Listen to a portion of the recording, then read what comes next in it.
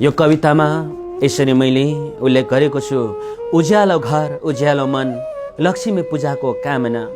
सबैको घर घरमा लक्ष्मीको सधैँ बास होस्, धन सम्पत्ति मान मर्यादा सबैको जीवनमा रास होस्। सुख र शान्तिको फुलबारी घर घरमा फुलोस्, रोग कष्ट ग्रह दोष सबै टाढा भइजाओस्।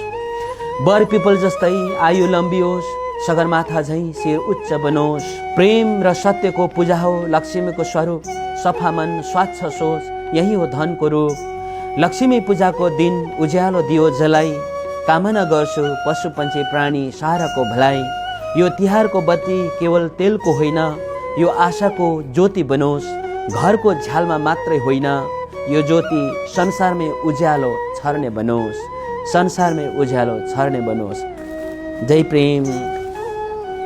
यही नै कविताका साथ हजुरसँग बिदा हुन्छु र फेरि पनि अन्तमा म जहाँ छु जता छु हजुरलाई सधैँ याद गरेको छु र हजुर जहाँ हुनुहुन्छ जता हुनुहुन्छ मेरो थट्स, मेरो माइन्ड, मेरो प्रेम, मेरो ब्लेसिङ्स त्यहाँ रहेको छ।